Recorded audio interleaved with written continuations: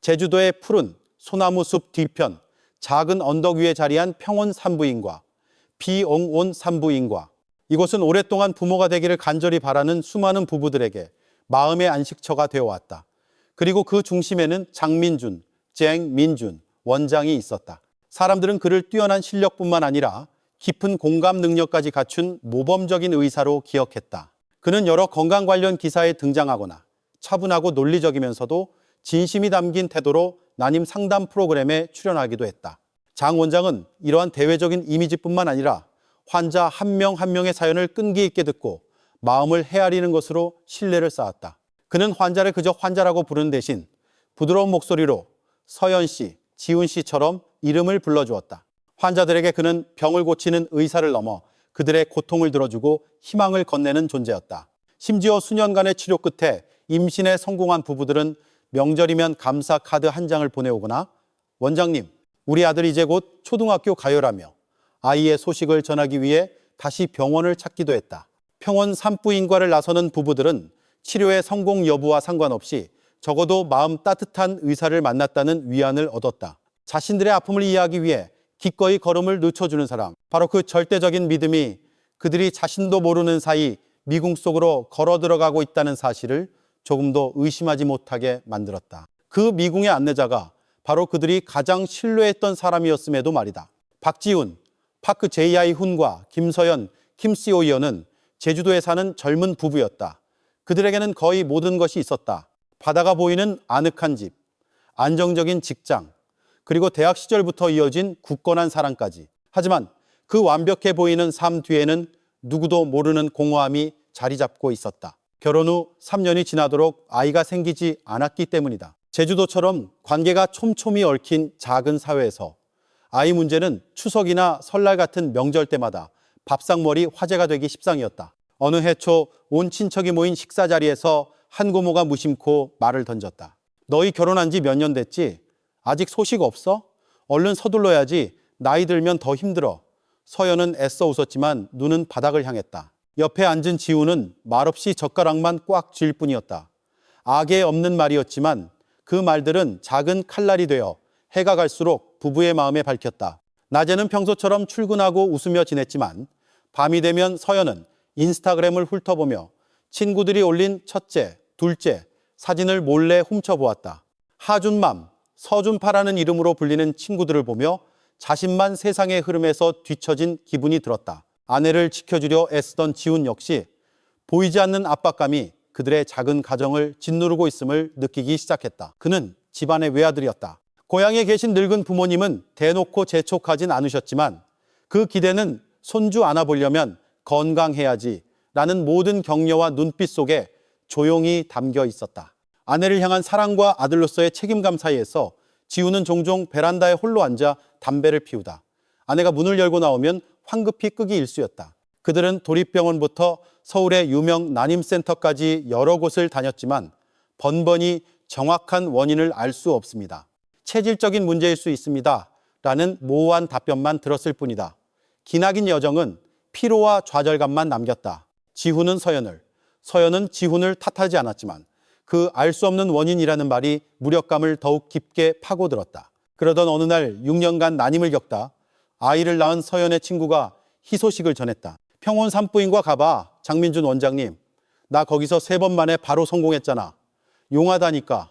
몇 달 만에 처음으로 서연의 눈에 희망의 빛이 반짝였다. 그녀가 지훈을 바라보자 그도 조용히 고개를 끄덕였다. 그 결정이 부모가 되는 문을 여는 열쇠라고 믿었지만 그것이 누구도 예상치 못한 비극의 시작이 될 줄은 꿈에도 몰랐다. 난임 부부의 세계에서 병원을 찾는 것은 단순한 진료가 아니라 희망과 믿음, 그리고 때로는 인내심의 마지막 한계까지 걸어야 하는 신성한 의식과도 같았다. 지훈과 서연은 안개가 자욱한 제주에 어느 이른 아침 평원 산부인과를 찾았다. 장민준 원장은 온화한 미소와 차분한 목소리로 그들을 맞았다. 그는 다그치듯 질문하지 않고 마치 낯선 의사가 아닌 아버지나 스승에게 마음을 털어놓듯 부부가 스스로 이야기를 꺼내게 했다. 두 사람의 기나긴 치료 여정을 모두 들은 장 원장은 잠시 생각에 잠기더니 입을 열었다. 제 생각에 서연 씨는 미세 호르몬 수용체 교란 증후군이라는 매우 드문 질환을 앓고 계신 것 같습니다. 이건 일반적인 검사로는 발견하기 어렵습니다. 하지만 걱정 마세요. 제가 비슷한 사례를 많이 치료해 봤습니다. 그가 직접적 호르몬 균형 조절, 일시적 자궁 이완과 같은 학술적이고 복잡한 용어를 사용하는 방식에 사업을 하는 지훈과 초등학교 교사인 서연은 어떠한 반박도 할 수 없었다. 그들은 그저 고개를 끄덕일 뿐이었다. 장 원장은 최적의 효과를 위해 가벼운 수면 마취가 동반되는 특수 시술이 필요하다고 강조했다. 15분 정도 짧게 주무시는 겁니다. 아프지도 않고 후유증도 없습니다. 중요한 건 심리적으로 완전히 이완되어야 자궁이 주기에 맞춰 제대로 열린다는 겁니다. 이 말을 듣자 서연은 조금 망설였다. 마음속에 불안과 기대가 뒤섞인 모호한 감정이 피어올랐다. 하지만 희망과 미안함이 뒤섞인 지훈의 눈빛을 보자 그녀는 결국 고개를 끄덕였다. 시술 당일 서연은 은은한 노란 조명이 켜진 작은 방으로 안내되었다. 간호사가 몇 마디 위로의 말을 건네고는 그녀의 팔에 진정제를 주사했다. 모든 것이 흐릿해졌지만 그녀는 완전히 잠들지는 않았다. 반수면 상태에서 서연은 남성 구두로 보이는 발소리를 똑똑히 기억했다. 낯선 향수 냄새가 스쳐 지나갔다. 평소 병원에서 맡던 소독약 냄새와는 달랐다. 차갑고 톡 쏘면서도 어딘가 달콤함이 섞인 마치 값비싼 남성 향수 같은 냄새였다. 몸을 움직이거나 눈을 뜨고 싶었지만 몸은 돌처럼 무거웠다. 그 희미한 순간 형언할 수 없는 불안감이 온몸을 휘감다가 이내 깊은 잠 속으로 가라앉았다. 깨어났을 때 모든 것은 정상으로 돌아와 있었다. 간호사가 그녀를 부축하며 부드럽게 말했다. 잘하셨어요. 이제 잠시 쉬셨다가 귀가하시면 됩니다. 서연은 억지 미소를 지었다. 불안감은 설명할 수 없는 꿈처럼 사라져갔다. 그녀는 그 일을 지훈을 포함해 누구에게도 말하지 않았다. 무슨 일이 있었는지 스스로도 확신할 수 없었기 때문이다. 그리고 다른 모든 환자들처럼 그들은 재진 예약증 한 장과 함께 자신들이 기적의 손길을 받고 있다는 맹목적인 믿음을 품고 그날 병원을 나섰다. 아무도 몰랐다. 믿음 때문에 눈을 감았던 바로 그 순간이 그들이 가장 많은 것을 빼앗긴 순간이었다는 것을. 평원 산부인과에서 시술을 받은 지 약 3개월 후 서연은 임신 사실을 알게 되었다. 제주도의 언덕마다 벚꽃이 막 피어나기 시작하던 어느 봄날 아침이었다. 그녀는 두 줄이 선명한 임신 테스트기를 들고도 자신의 눈을 믿을 수 없어 몸을 떨었다. 서연은 와락 울음을 터뜨렸다. 지훈은 잠시 멍하니 서 있다가 아내를 힘껏 껴안았다. 수년간의 노력과 좌절, 주변의 시선을 견뎌낸 세월 끝에 하늘이 마침내 그들을 보살펴준 것이다. 그들에게 아이는 단순한 생명이 아니라 굳건한 사랑과 인내에 대한 보상이었다. 임신 기간은 평온하게 흘러갔다. 서연은 식단을 관리하고 충분히 휴식을 취했다. 지훈은 아기 방을 꾸미고 태어날 아이를 위해 작고 예쁜 물건들을 하나씩 사모았다. 그들은 아이의 이름을 하준이라고 지었다. 가족에게 내려진 평안한 선물이라는 의미였다. 그리고 섣달에 안개 낀 어느 아침 도립병원의 작은 분만실에서 하준이의 첫 울음소리가 울려 퍼졌다. 모든 시름이 사라지고 순수하고 온전한 행복만이 그 자리를 채웠다. 하지만 가장 완벽하다고 생각했던 바로 그 순간부터 보이지 않는 균열이 그들의 삶에 스며들기 시작했다. 하준이의 돌잔치날 웃음소리가 가득한 가운데 지훈의 친한 친구 하나가 무심코 농담을 던졌다. 와, 얘 피부는 새하얗고 쌍꺼풀도 짙고 코도 오뚝하네. 지훈이 너랑은 하나도 안 닮았는데? 엄마 쪽 유전자가 완승했나 보다. 아무렇지 않게 던진 그 말이 지훈의 마음에 날카로운 조각처럼 밝혔다. 처음에는 웃어넘겼지만 이상하게도 그 말이 머릿속을 떠나지 않았다. 그날 이후 그는 아들을 더 유심히 보기 시작했다. 커다란 눈, 높은 콧대, 뽀얀 피부. 모든 것이 완벽했지만 자신과는 어느 한 구석도 닮지 않았다. 그는 거울 속 자신과 아들을 번갈아 보았다. 처음에는 스쳐 지나가는 낯선 감정이었지만 그것은 점차 은밀한 강박이 되어갔다. 이웃들도 수군거리기 시작했다. 하준이는 참 이국적으로 생겼네. 뱃속에서부터 미남이었나 봐. 아빠는 안 닮았지만 외가 쪽을 닮았나 보지. 지훈은 그들을 탓하지 않았지만 한마디 한마디가 작은 물방울이 되어 그의 감정의 잔을 가득 채워 넘치게 했다. 지훈은 아들을 사랑했다. 그 사실은 변하지 않았다.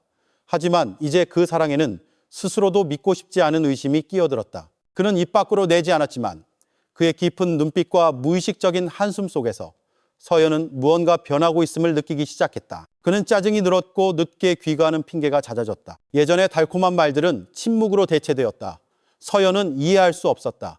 그가 피곤하거나 육아 스트레스 때문이라고 생각했지만 진실은 훨씬 복잡했다. 지훈의 마음속에서는 이성과 감성의 격렬한 싸움이 벌어지고 있었다. 아내를 의심하고 싶지 않았지만 하루가 다르게 커가는 아들을 볼수록 만약 아이가 자신의 핏줄이 아닐 수도 있다는 가능성과 마주하기가 두려웠다.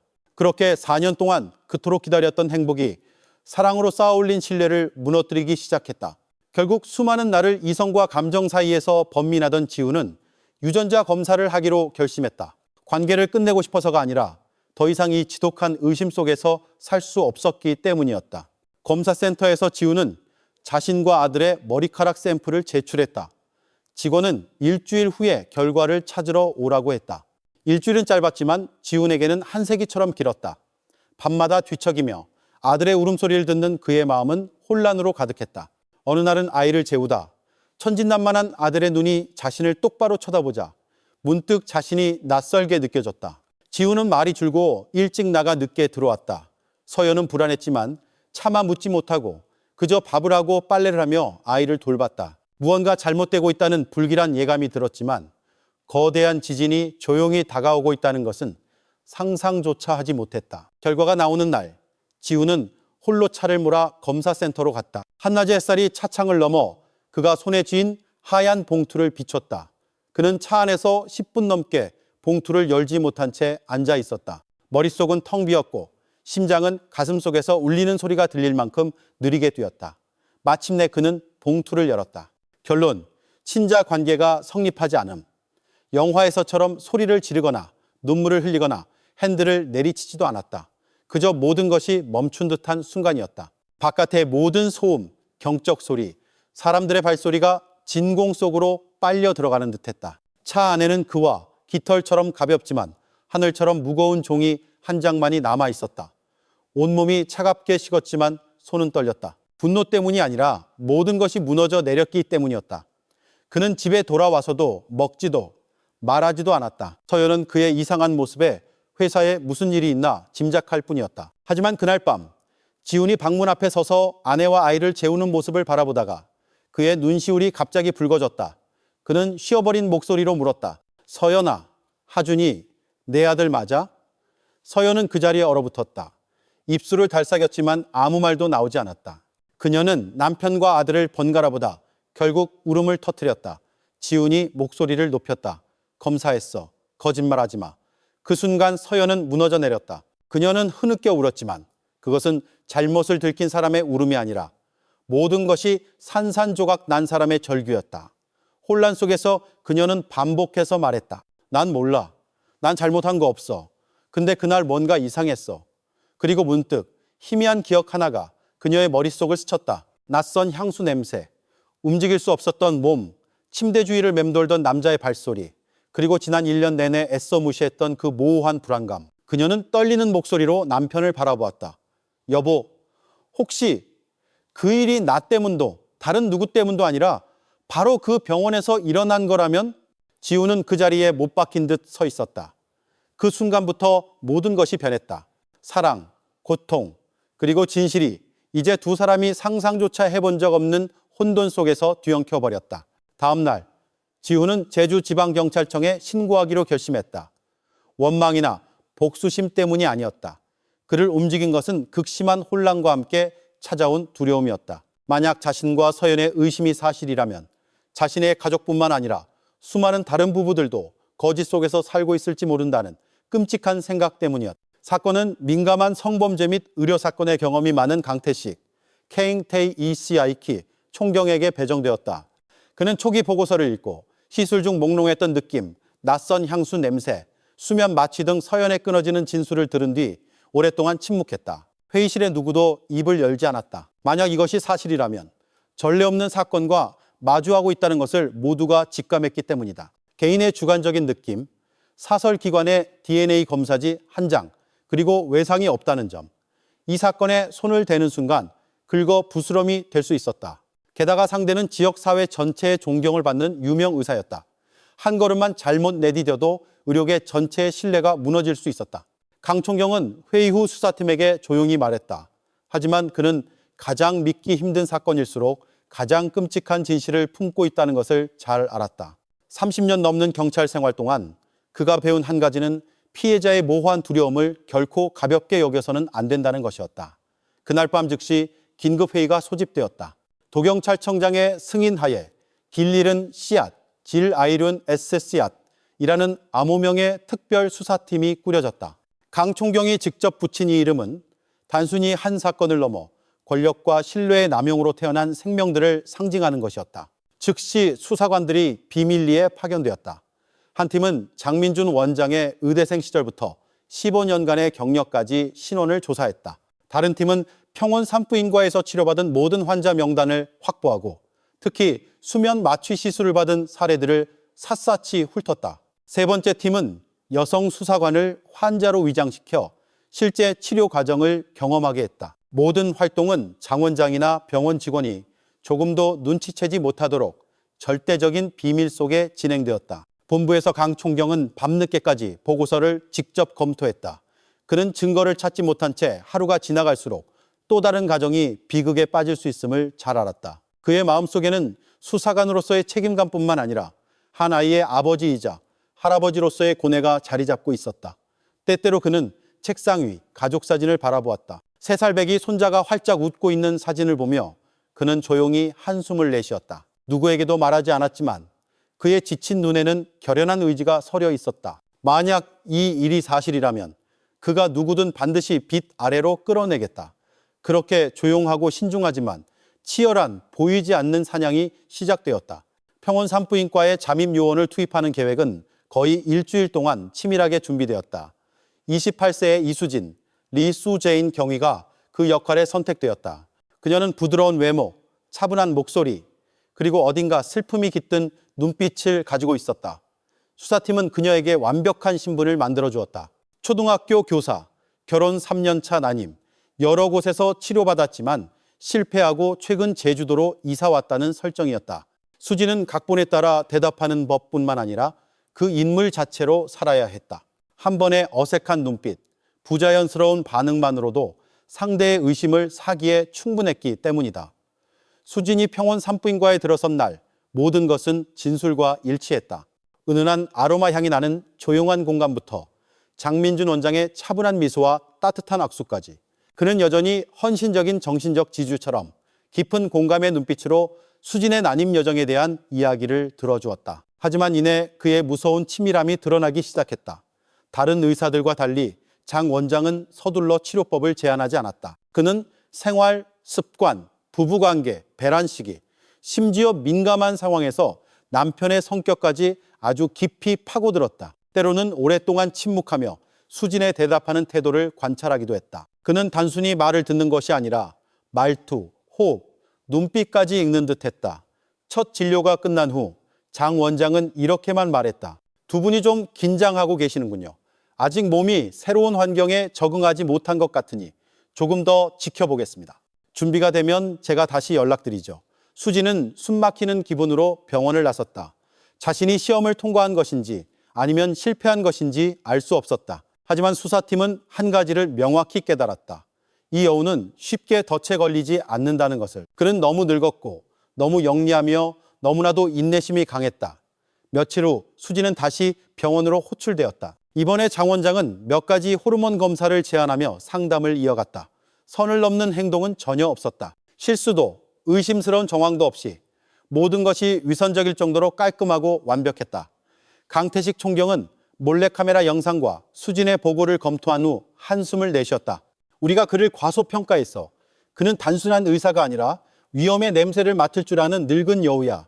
사실 장 원장은 무턱대고 범행을 저지르지 않았다. 그는 항상 신중하게 대상을 골랐다. 환자의 신원, 심리 상태, 상처받기 쉬운 정도, 그리고 상담 중의 반응까지 완벽하게 통제할 수 있다는 느낌이 필요했다. 조금이라도 의심하거나 저항하는 기미가 보이면 그는 즉시 그들을 걸러냈다. 그것이 바로 그가 10년 넘게 아무런 고발 없이 버틸 수 있었던 이유였다. 수사팀은 이자를 무너뜨리기 위해선 정면 돌파가 불가능하다는 것을 깨달았다. 다른 접근법이 필요했다. 그가 범행을 저지르기를 기다리는 것이 아니라 그가 뒤에 남긴 증거를 찾아내야만 했다. 그렇게 수사 계획은 변경되었다. 이제 모든 수사력은 시술이 아닌 무해해 보이는 의약품 구매 영수증으로 향했다. 늙은 여우와 맞서면서 그들은 깨달았다. 그를 잡기 위해서는 속전속결이 아니라 그가 피해자들에게 그랬던 것처럼 끈기 있게 기다려야 한다는 것을. 잠입 수사가 실패로 돌아가자 수사팀은 방향을 틀었다. 강태식 총경은 그날 밤 내부 회의를 소집했다. 그의 눈빛은 고뇌로 가득했다. 그는 단순해 보이지만 핵심을 꿰뚫는 질문을 던졌다. 만약 그가 수년 동안 정말로 그 짓을 해왔다면 행동이 아닌 과정에 반드시 흔적을 남겼을 것이다. 즉시 경제팀이 투입되었다. 그들의 임무는 전통적인 방식의 수사가 아니라 전표, 영수증, 장부 같은 서류의 흐름을 추적하는 것이었다. 건조하고 무감정해 보이는 그것들은 어떻게 듣느냐에 따라 많은 것을 말해줄 수 있었다. 그들은 평원 산부인과의 최근 3년간 수면 마취제 구매 내역을 전부 검토하는 것부터 시작했다. 엑셀 파일, 출력물, 배송 영수증, 입고 명세서 등 방대한 자료였다. 수백 개의 항목과 빼곡한 숫자들이 누구라도 질리게 할 정도였다.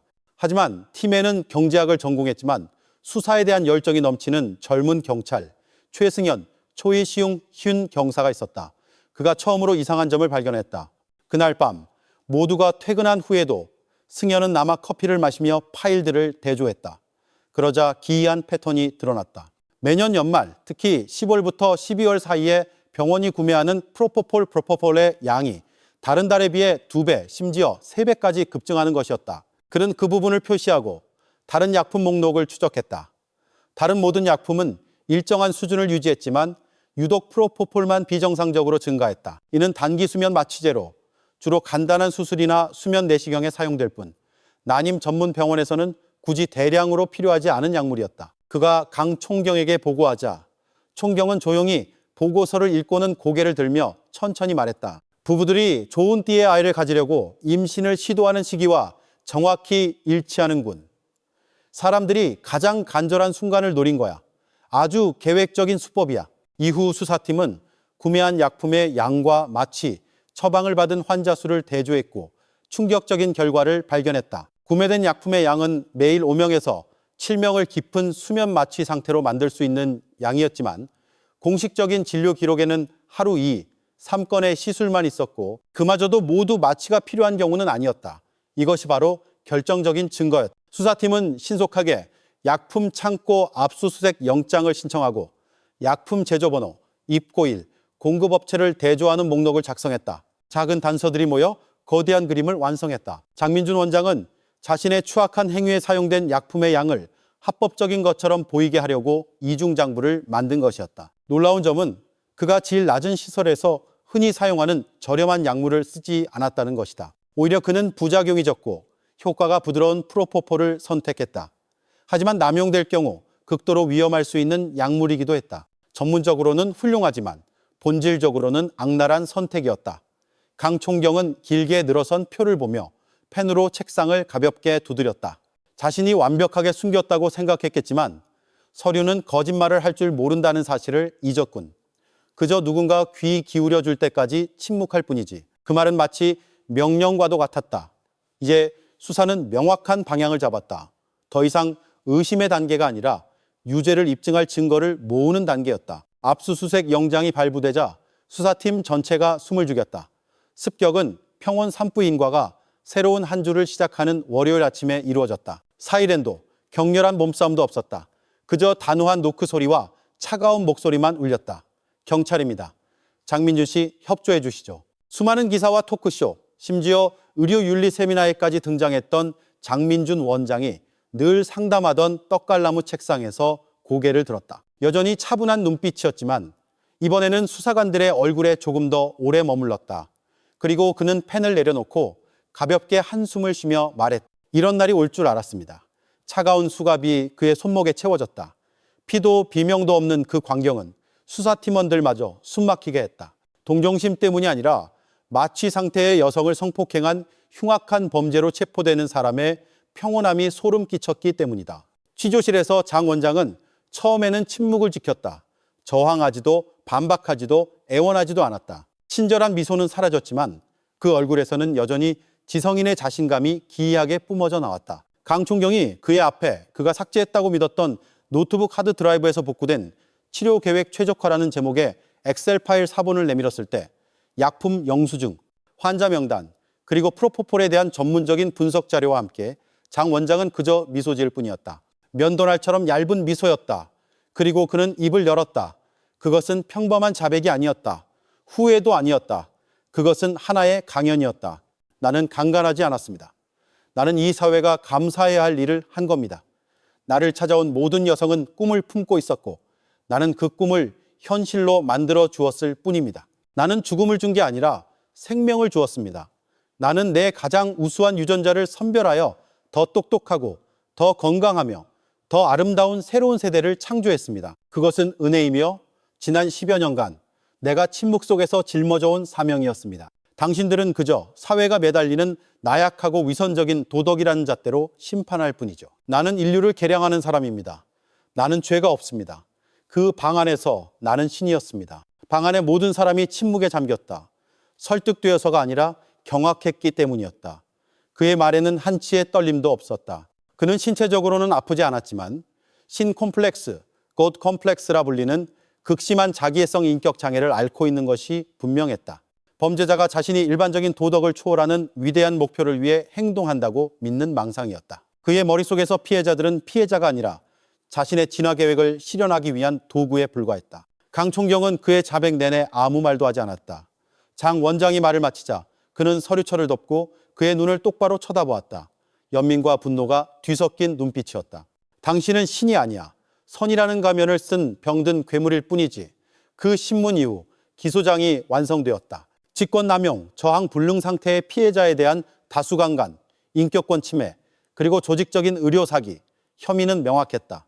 하지만 수사팀에게 혐의는 법적인 형식일 뿐이었다. 그들을 더 괴롭혔던 것은 그 신성한 은밀을 도둑맞은 채 오해 속에서 자라날 아이들과 더 이상 자신의 가정에서 무엇이 진실이고 거짓인지 알 수 없게 된 가족들이었다. 평원 산부인과 사건이 언론을 통해 공식적으로 알려지자 사회는 충격에 빠졌다. 한때 장민준 원장을 기적을 선물하는 사람이라 칭송했던 찬사와 댓글들은 이제 분노와 경멸로 뒤바뀌었다. 하지만 가장 큰 상처는 소셜미디어 위에 있지 않았다. 그것은 한때 그 병원을 절대적으로 신뢰했던 부부들의 작은 집안에서 벌어지고 있었다. 전국의 유전자 검사 센터에는 검사를 받으려는 사람들의 발길이 급증했다. 어떤 부부는 침묵 속에서 아이를 안고 왔고 어떤 여성은 붉게 충혈된 눈으로 홀로 찾아왔으며 어떤 남편은 복도에 조용히 앉아 차마 열어보지 못한 결과지를 손에 쥔 채 구기고 있었다. 수많은 가정이 의심과 고통 그리고 번민의 저울 위에 올려졌다. 가정에서 결코 존재해서는 안 될 질문들이 무겁게 울려 퍼졌다. 이 아이가 정말 내 아이일까? 만약 아니라면 이 사랑을 계속 지킬 수 있을까? 어떤 가정은 결과가 나온 그날 바로 무너졌다. 진실을 알게 된 한 남편은 즉시 집을 나갔고 아내와 어린아이를 친척들의 경멸 어린 시선 속에 남겨두었다. 그는 진실을 감당할 수도 아내 역시 피해자임에도 불구하고 그 실수를 용서할 수도 없었다. 하지만 고통스럽지만 인간적인 다른 이야기도 있었다. 아이가 자신의 핏줄이 아니라는 것을 알게 된 또 다른 남편은 일주일간 휴가를 내고 아내와 아이를 데리고 도시를 떠났다. 그는 많은 말을 하지 않고 그저 아이를 품에 안고 아내를 바라보며 목이 메어 말했다. 서류 따윈 필요 없어. 이 아이가 나를 아빠라고 부르는 것만으로 충분해. 하지만 그의 마음속에는 이미 균열이 생겼다. 그들의 미래가 어떻게 될지는 아무도 몰랐다. 행복은 그 자리에 남아 있었지만 더 이상 온전하지 않고 흉터를 품은 행복이었다. 지훈과 서연에게 이야기는 또 다른 여정이었다. 그들은 쉽게 용서하지도 서둘러 헤어지지도 않았다. 수많은 밤을 새우고 분노하고 침묵하고 어둠 속에서 소리 없이 운 후에 그들은 함께 남기로 선택했다. 상처받지 않아서가 아니라 하루가 다르게 자라나는 아이가 있었고 그 아이의 천진한 눈에는 어머니의 핏줄과 두 사람이 한때 나눴던 사랑이 담겨 있었기 때문이다. 마지막 장면은 어느 가을 오후 지훈이 공원에서 하준에게 걸음마를 가르치는 모습이다. 아이는 아장아장 그를 향해 달려오다 넘어지고 다시 일어선다. 그는 몸을 숙여 아들을 품에 안고 따뜻하면서도 씁쓸한 미소를 짓는다. 그 눈빛에는 사랑과 고통 그리고 받아들임이 함께 담겨 있었다. 그리고 바로 그 점이 이 이야기를 단순한 범죄 사건이 아닌 하나의 경고로 만들었다. 하얀 가운을 입은 모든 이가 의로운 마음을 품고 있는 것은 아니다. 희망이라 불리는 모든 것이 선의에서 비롯되는 것도 아니다. 진실은 신뢰가 이용당했을 때 피해를 입는 것은 육체뿐만 아니라 인간과 삶에 대한 믿음 그 자체라는 것이다. 사건은 법의 심판으로 막을 내렸지만 양심의 심판은 상처 입은 가정들 안에서 계속 울리고 있었다. 그리고 기억해야 한다. 악마는 때로 날카로운 이빨과 발톱을 드러내지 않는다. 악마는 친절한 미소, 명예로운 학위, 그리고 바람처럼 부드러운 목소리를 가질 수 있다. 그렇기에 항상 깨어 있어야 한다. 특히 당신이 가장 약해진 순간, 누군가에게 믿음을 맡길 때는 더욱더